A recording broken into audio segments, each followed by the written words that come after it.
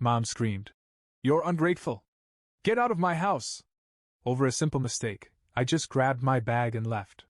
Yesterday she showed up crying at my work when It happened so fast, you'd think it was a scene from a bad TV drama.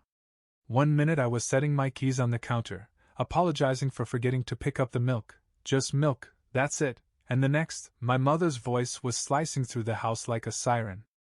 You're ungrateful! Get out of my house!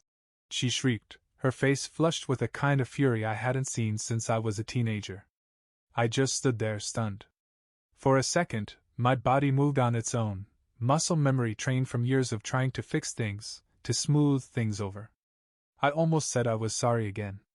Almost. But then something inside me, something quiet and angry, snapped. I didn't scream back. I didn't plead. I didn't even pack properly. I just walked past her, grabbed my old duffel bag from the hall closet, stuffed it with whatever I could in 30 seconds, and stepped out into the night air. No words. No drama. Just done. As I pulled the doors shut behind me, her voice chased after me, still yelling things I didn't even hear. For the first time in my life, I didn't look back. The first few steps down the driveway were shaky. My hands trembled. My heart pounded so hard I could hear it in my ears. But every step also felt lighter. Sadness, sure. A deep, gut-wrenching sadness. This was my mother. The woman who had raised me, clothed me, fought for me in the early years, before the anger crept into everything she touched. But there was something else rising up inside me too. A different feeling I hadn't expected. Freedom. The first night, I crashed on my friend Tyler's couch, the same old brown sectional he'd had since college, threadbare at the corners, smelling faintly of cheap pizza and laundry detergent. Tyler didn't ask questions. He just tossed me a blanket, handed me a beer, and said, "Whatever it is, man, you don't have to talk about it until you're ready." I appreciated that more than he probably realized. Lying there in the dark, staring at the unfamiliar ceiling, the full weight of it all started sinking in. I wasn't going back. Not this time. I replayed everything, not just tonight, but all the years before it. The way she'd criticize the way I folded towels, the way she'd pick fights over dishes left in the sink for an hour. The way she would tell me, even half joking, "You'll never survive on your own. You're not built for the real world." I had chalked it up to stress. To her needing control after my dad left. To just how she was. But lying there on Tyler's couch, with the city lights flickering through the blinds, it hit me harder than anything else had that night. She never really saw me as an adult. Only as something to manage. Something to blame. The milk I forgot was just the spark, the kindling had been building for years. I felt anger rise in my chest, hot and thick, but it wasn't wild and explosive like hers. It was cold. It was tired. And it told me something simple and devastating. You don't owe her another apology. You owe yourself a life. By morning, my phone was a mess of missed calls and texts. Call me now. I didn't mean it like that. Come home and we'll talk. Fine. Be that way. See if I care. The back and forth of desperation and rage, like she couldn't decide whether to guilt me or punish me. I put the phone face down on the coffee table and left it there. Later that day, I opened my laptop and started looking for apartments. Nothing fancy, just a place to be mine. To shut a door without someone yelling behind it. I didn't even care about the chipped paint or the cracked linoleum floors some listings had. I just needed somewhere that I could sit, breathe, and not feel like a guest in my own life. That evening, while I was filling out a rental application at a cramped little coffee shop downtown, my phone buzzed again. A text this time. From my boss at the cafe where I worked part-time. "Hey man, your mom came by looking for you. Crying. Causing a scene. Just FYI. I stared at the screen, my stomach twisting into a knot. Of course she did. Of course she couldn't let me leave quietly. Of course she needed to make it a spectacle. Part of me wanted to crawl into a hole and disappear. But a bigger part, the one that had been growing stronger since the moment I grabbed that bag and walked out, knew exactly what I needed to do. I closed the laptop, took a long sip of my now cold coffee, and I started rehearsing the words I would say when I faced her again. Because next time, it wouldn't be her screaming and me apologizing. Next time, it would be me standing firm, and making sure she understood that this time, the door had swung shut for good. The next morning at the cafe, I showed up early. Not because I wanted to, but because I knew she'd come back. My job wasn't glamorous. I worked the morning shift at Maple and Main, a little independent coffee shop squeezed between an old bookstore and a shoe repair place nobody ever went into. It smelled like fresh bread and roasted espresso beans, and the walls were lined with framed photos of the owner's vacations to places like Tuscany and Marrakesh. It was the kind of place where regulars knew you by name, where you memorized the orders of the older man who always got a small black coffee and sat by the window scribbling in a notebook.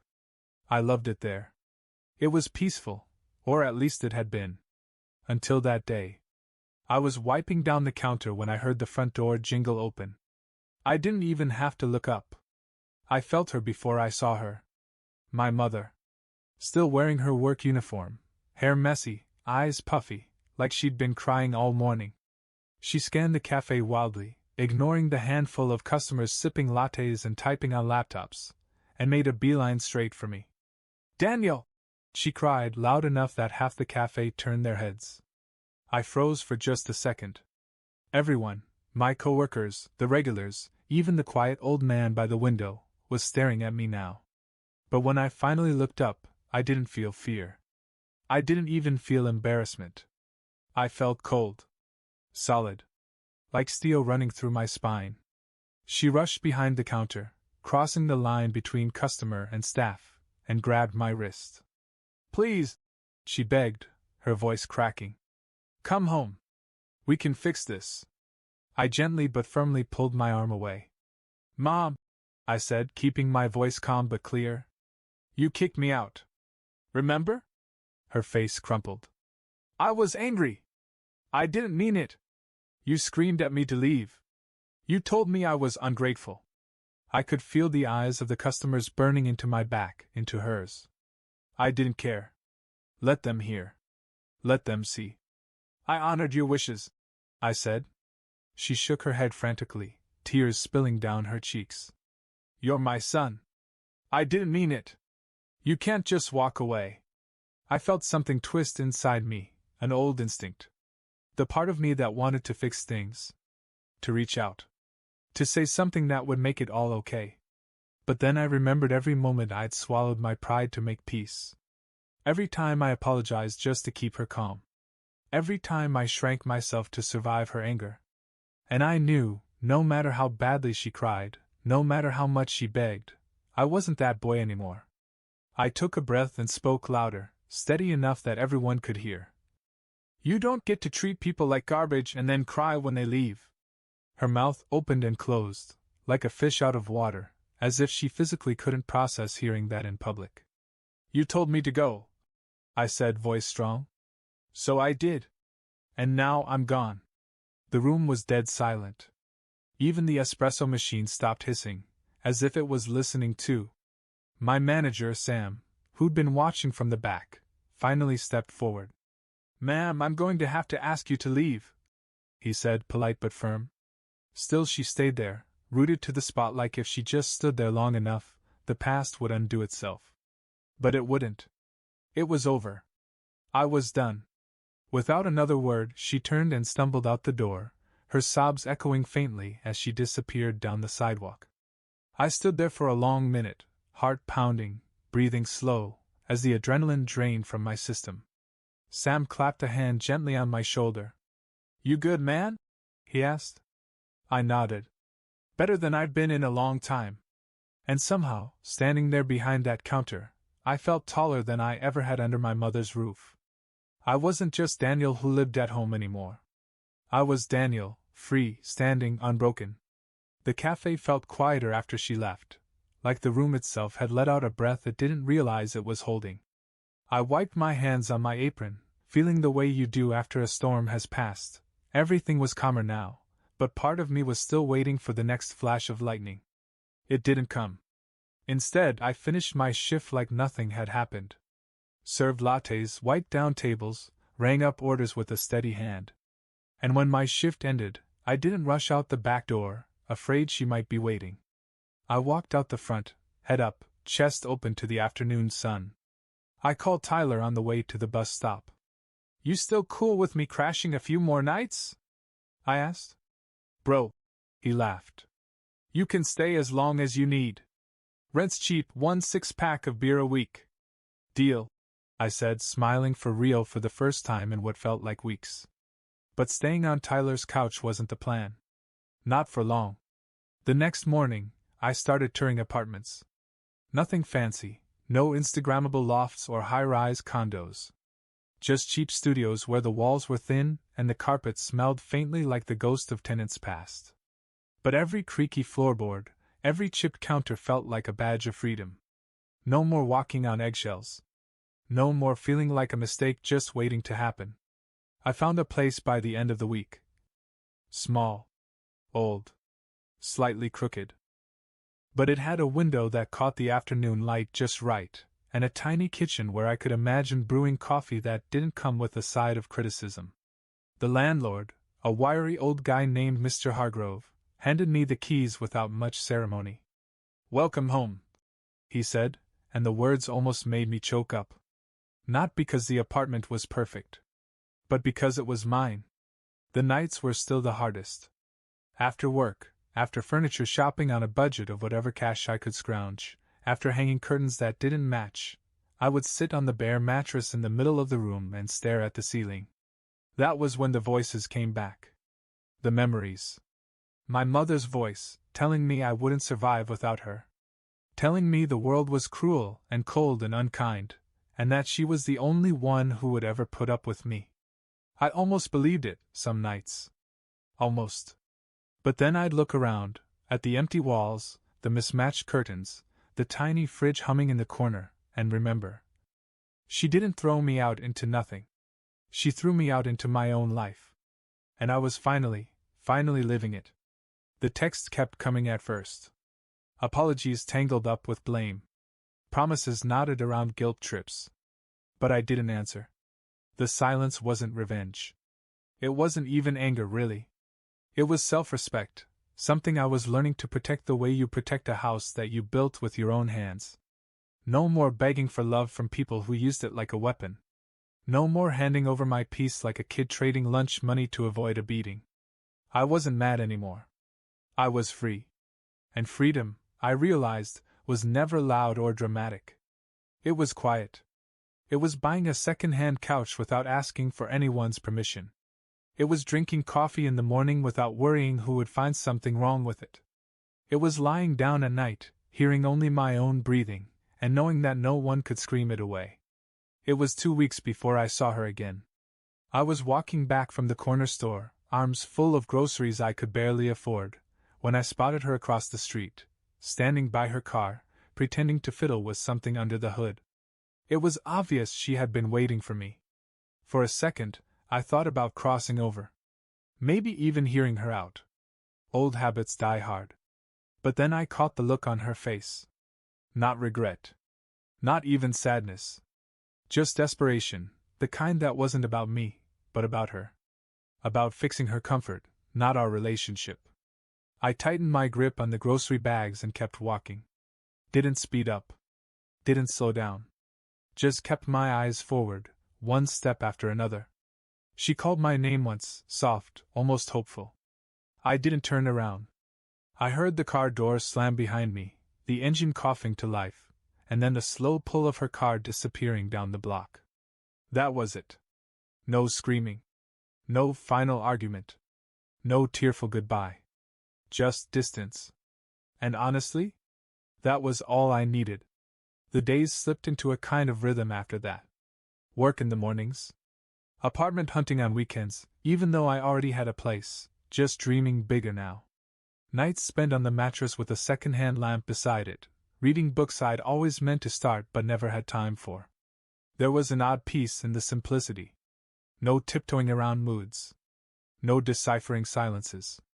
Just me. and the life I was piecing together from scratch. I started doing little things I'd always wanted to try. Cooking meals that weren't microwaved. Learning how to fix a leaky faucet without getting yelled at for doing it wrong. Buying a second-hand guitar from a pawn shop, even though I could barely strum 3 chords. Every tiny act felt like defiance. Every small decision was a brick laid in the foundation of the person I was finally becoming, not the scared kid they had kept trying to mold, but someone real, someone rough-edged and standing on his own. Sometimes, late at night, the grief would creep in, quiet and raw. Not grief for her, exactly. But for the mother I had always hoped she could be. The one who might have said I'm proud of you instead of you're not enough. I mourned that mother. Not the one who screamed me out the door. And I let that be okay. It happened on a Tuesday. I was closing up the cafe, stacking chairs on tables, when my phone buzzed on the counter. A name flashed across the screen, Aunt Carol. I hadn't heard from her in months, not since the last big family blowout I hadn't been invited to. For a moment, I just stared at the screen, weighing whether I even wanted to pick up. But something inside me, not obligation, but curiosity, made me swipe to answer. "Hey, Danny," she said, her voice soft. "Just wanted to see how you're doing." It caught me off guard, that simple kindness. No accusations. No guilt trips. "I'm good," I said, and for once, it wasn't a lie. There was a pause, then she said, "Your mom told everyone you ran away. Said you were having some issues." I let out a small, humorless laugh. "Of course she did.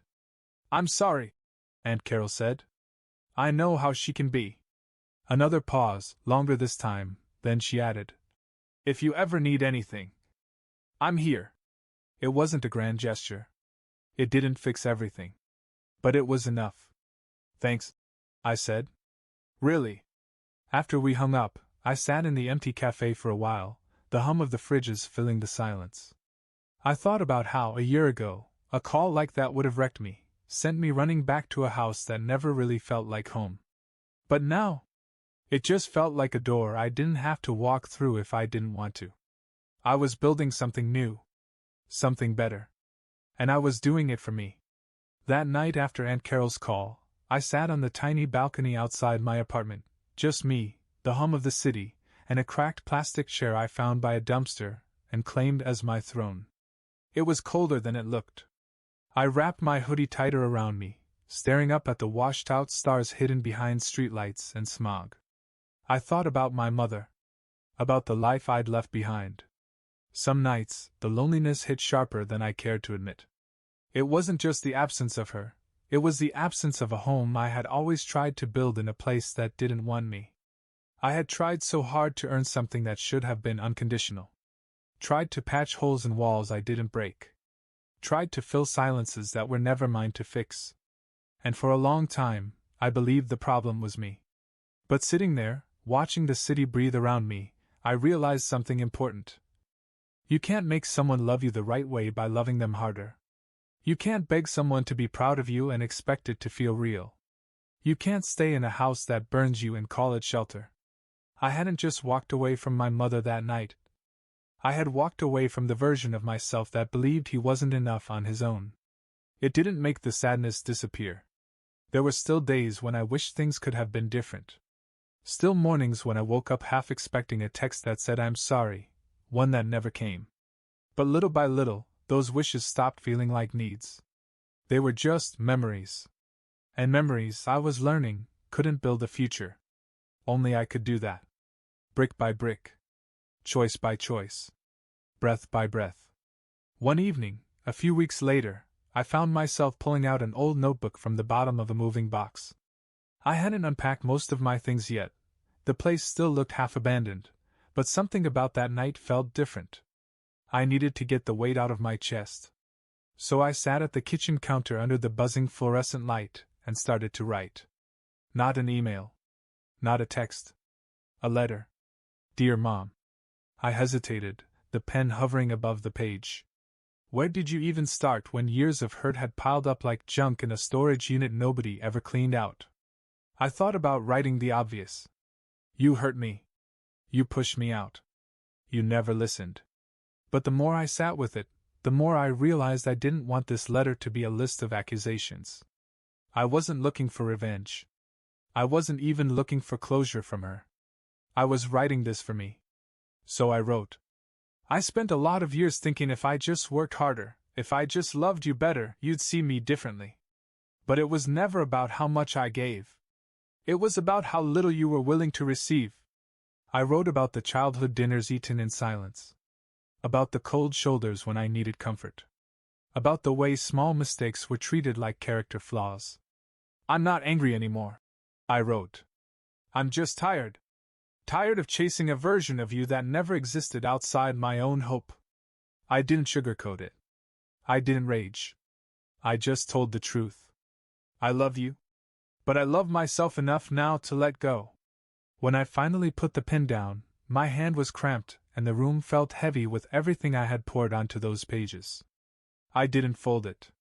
I didn't seal it. I didn't even think about mailing it. I just tucked it back into the notebook, slid it onto a shelf, and left it there. Not as a message for her, but as a monument for me. Proof that I had survived loving someone who could not love me the way I needed. Proof that I had left, stayed gone, and built a life anyway.